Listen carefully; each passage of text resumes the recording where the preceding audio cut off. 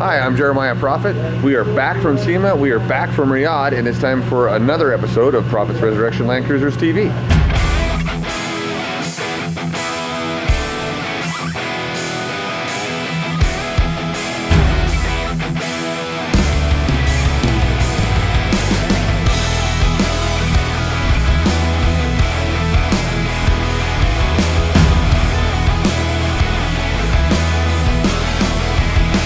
So we feature a lot of FJ40s on this show, usually body off restorations that we've done.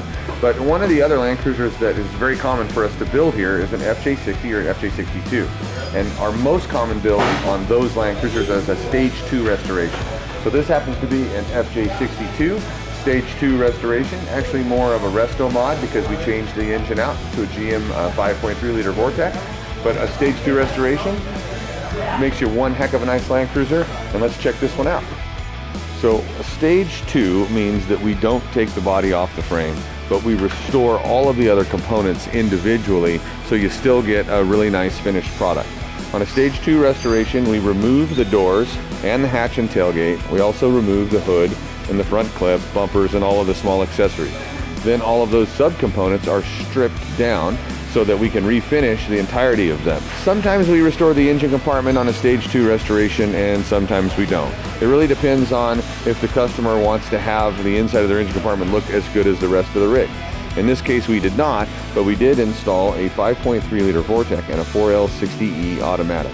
Even though some people cringe at the thought of putting a Chevy or other engine into a Toyota Land Cruiser, you cannot argue the drivability and practicality of an FJ62 with a GM drivetrain. It just gets better fuel economy, and there's more power, and it's actually cheaper and easier to work on. This customer chose to go with FJ40 wheels, powder-coated black, and FJ40 hubcaps to add to the retro feel of this build. Most FJ62 restorations do receive a new interior. This interior is reupholstered in 100% leather, and there's a new carpet kit as well.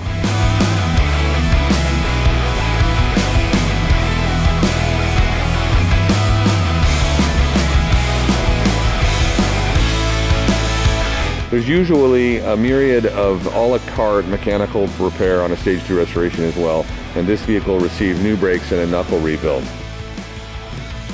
Mechanically speaking, with the engine conversion, the transmission and transfer case rebuilds, and the axle rebuilds, this rig is ready to go for a long time into the future.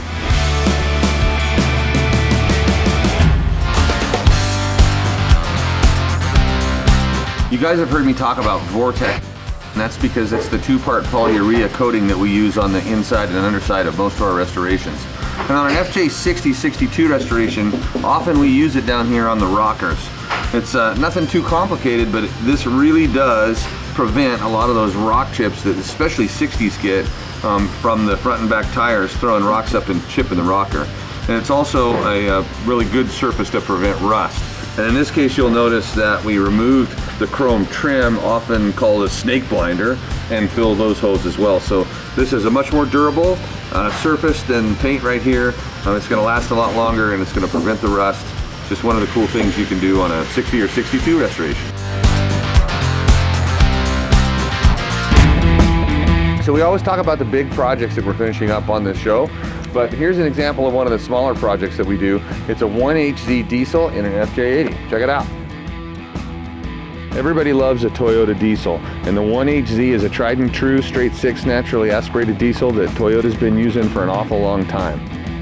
In this case, we didn't do any cosmetic work, just the 1HZ diesel and a 5-speed transmission and a part-time 4-wheel drive conversion to go with it. So when you're doing a manual conversion in an FJ80, it's hard to get the shifter to come up in a decent looking place because of the center console that was designed for an automatic transmission shifter. But in this case, this turned out really nicely. We just made a new plate for the top that replaced the wood paneling plastic piece that was there for the automatic, and a custom shifter boot ring that takes care of the transfer case and the transmission shifter. Super cool setup, doesn't cost a lot of money.